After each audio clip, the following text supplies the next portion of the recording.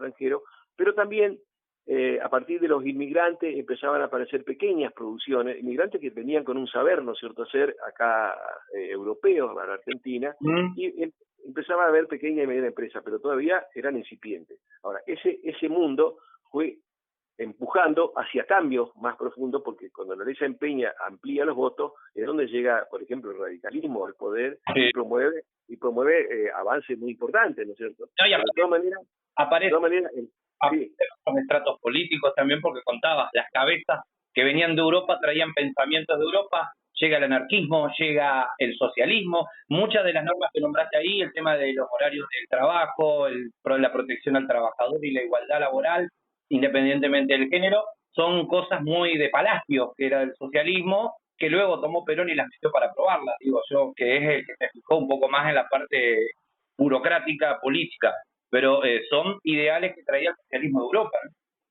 Claro, exactamente, pero yo lo que quiero señalar más que nada para que veamos como contraste, es que, bueno, después de la crisis, este modelo que entró en crisis no por una decisión propia de los gobiernos, porque acá se quiere hacer ver como que hubo gobiernos que lucharon en contra de ese modelo, entonces por eso cambiaron este modelo que era, según para algunos, tan virtuoso, y ese modelo cambió porque ese modelo se asentaba en las compras que nos hacía fundamentalmente Gran Bretaña, de granos y carne, que cada vez eran mayores, pero cuando fueron cambiando las condiciones mundiales, ya antes de la crisis del 30, porque aparecen otros países grandes productores de lo mismo que nosotros, ¿no es cierto?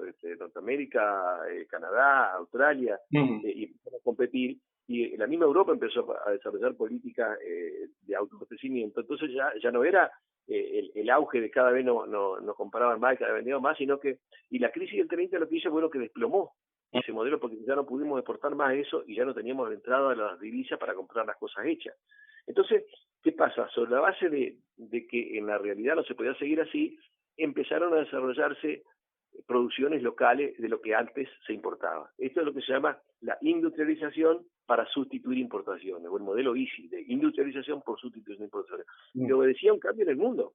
Es decir, el mundo no nos compraba y no podíamos tampoco comprar las cosas hechas. Entonces empezamos, pero teníamos mercados que se fueron desarrollando y teníamos saber tecnológico. Entonces eso generó un nuevo modelo donde lo más pujante fue la industria y el comercio interno y el poder de compra de la población que hizo de tironeo, ¿no es cierto?, para que creciera la economía. Y entonces eso cambia todo, cambia el punto de vista económico, posibilita que aparezcan nuevos actores económicos y no solamente la oligarquía y los grandes capitales, sino que hay empresas pymes que tienen un mercado importante, hay posibilidades de hacer cosas que antes se compraban todas hechas de afuera y que ahora es imposible porque no se puede traer, y empieza a haber un mercado interno, y empieza a haber más consumo, empieza a haber más trabajadores, empieza a haber mucho más clase media, es decir, empieza a cambiar también la estructura social junto con la estructura económica. Y eso nos llevó a tener casi cinco décadas de una sociedad que fue avanzando de manera espectacular, si nosotros lo vemos en el Concierto de las Naciones,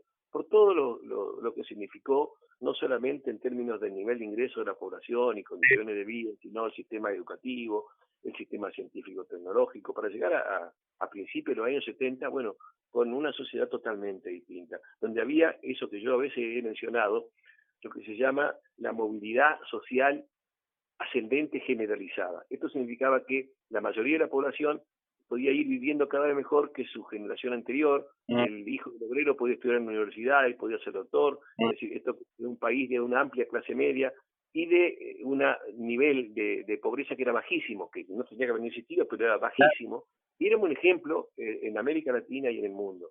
Este es otro modelo. Ahora ese modelo, ¿qué pasa? Le ponía límite a los grandes capitales, a las grandes concentraciones industriales, a las grandes corporaciones, inclusive al capital extranjero, ¿no es cierto?, que tenía límite en cuanto a accionar, tenía que invertir en serio y no llevarse todo sin aportar.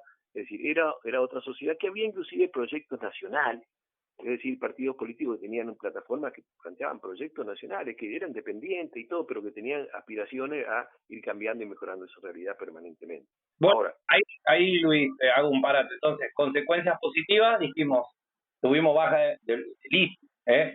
dependencia a los mercados de afuera,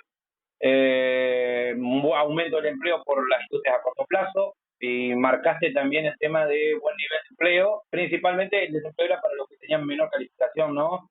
Y lo negativo sería entonces un mercado que no se podía autorregular con ciertos mecanismos, un aumento general de precios y el inicio de los establecimientos fuertes de los monopolios y oligopolios estatales. No, pará. Que haya participado el Estado en este proceso no tuvo nada negativo. YPF se formó con un pequeñísimo aporte del Tesoro, y sobre la base un pequeñísimo aporte del Tesoro. ¿Por qué? Porque prácticamente el petróleo lo manejaban 2 o 3 monopolios extranjeros que imponían los precios a su antojo, y que al permitirse la creación, el propio gobierno, ¿no es cierto?, permitió la creación de YPF. YPF se transformó en una empresa líder en América y en el mundo. Y esa empresa líder fue la que generó todo un proceso de primero búsqueda, exploración y explotación del petróleo, y que con ese desarrollo nosotros pudimos después lograr un montón de beneficios en otros campos de la actividad, porque YPF además iba aportando no solamente con mayor cantidad de petróleo y de energía, que el crecimiento significa obviamente mayor actividad y mayor demanda de energía, ¿no es cierto? Y menor dependencia de los monopolios extranjeros. Es decir, claro, lo que fueron las empresas estatales en Argentina, como puede ser Somisa, como Productora de Acero, como puede ser Gas del Estado, que fue una empresa estatal que fue ejemplo en el mundo y fue tomado después por otros países como Francia, o el caso de YPF, que fue tomado por otros países como Brasil y Petrobras. Es decir, fue ejemplo de la mejor empresa pública del mundo. Es decir, eso lo que pasa es que eso ponía límite a los objetivos que tenían las empresas extranjeras de llevarse todo sin ningún tipo de control, ni empresa testigo, porque si YPF decía nosotros podemos vender supongamos la nafta a 500 y la otra no podía vender la nafta a 1000, ¿no es cierto? Claro. Es decir, acá había un Estado que no solamente encargaba proyectos estratégicos que eran beneficio, que eran mayores espacios de independencia económica, sino también regulaba a la principal actividad, regulaba el comercio exterior. Porque si no, ¿qué pasa? Los que regulan el comercio exterior hoy son las corporaciones, y las corporaciones te pagan 2 pesos al productor y te venden los productos a 100 en el mercado exterior.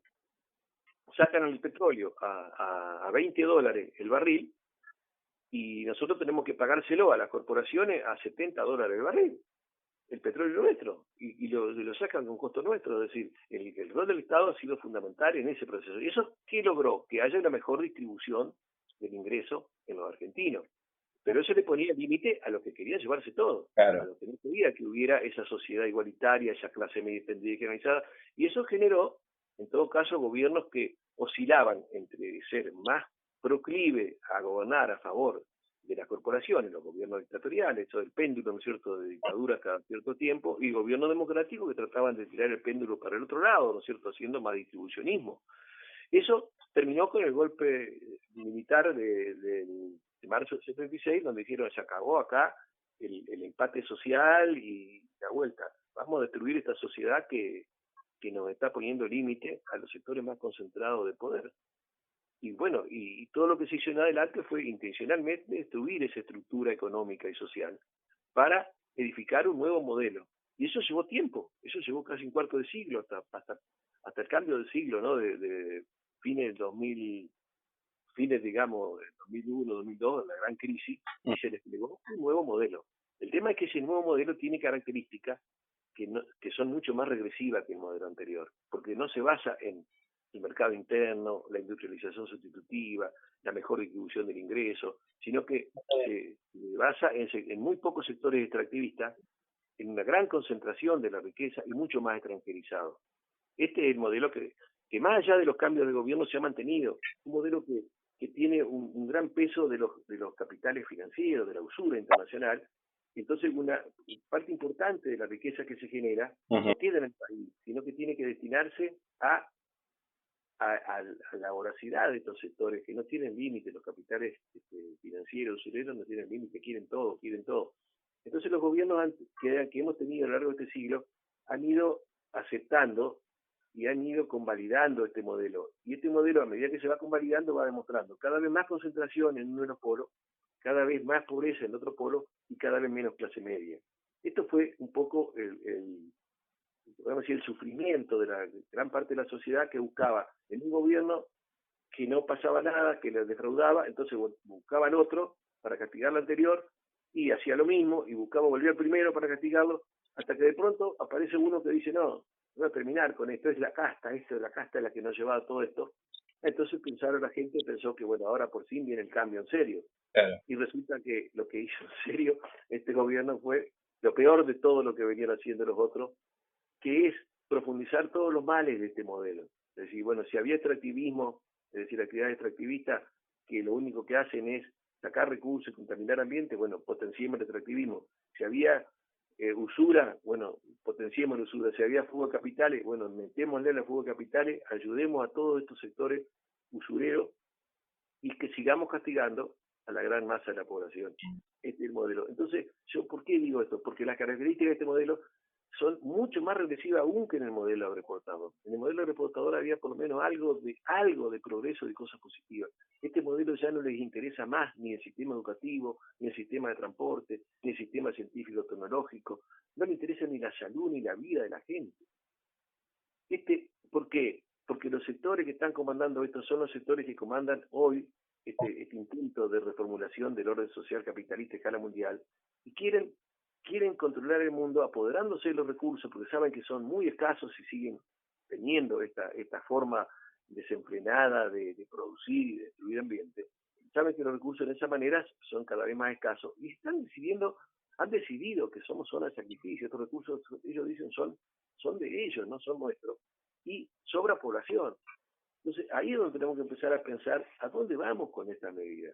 Ni siquiera vamos a ese modelo que era muy elitista y desigual, sino que vamos a un modelo donde el grueso, la población va a ser como los países, ciertos países centroamericanos, donde queda 90% de pobres, y no quedan espacios ni siquiera para empresas pymes, porque las empresas pymes destinan su actividad al mercado interno, y el mercado interno va a desaparecer. Y algunos empresarios creen que, como este modelo les permite sobreexplotar trabajadores, porque le quiere sacar todos los derechos, todos los beneficios que pueden tener los trabajadores, podrá sobreexplotarlo, pero no va a tener dónde vender. Van a tener que cerrar, van a ser también ellos los que van a entrar la fila de los desocupados.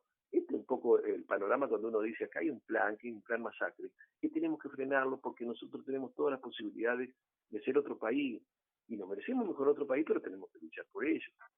Muy bien, bueno, Luis, el tiempo es tirano en radio, son las 7:05, ya me tengo que ir y bueno, siempre está abierta la posibilidad de que nos comuniquemos, obviamente la semana que viene, no sé qué día, pero nos vamos a volver a comunicar y arrancamos de donde terminamos de hablar, un poquito de 75 más o menos para adelante, hasta llegar a la crisis del 80 y 2001, así que nos queda un poquito de recorrido histórico todavía por darle rienda. Yo siempre te agradezco poder estar con nosotros y la predisposición que tenés. Muchísimas gracias, Luis. No, gracias a vos, Genaro. Un abrazo. Muy bien, así estuvo con nosotros el propio Luis Lacorriere. Nos tenemos que ir, lo dejamos en el aire con de todo un poco, ese viaje imaginario por más de 3 décadas de clase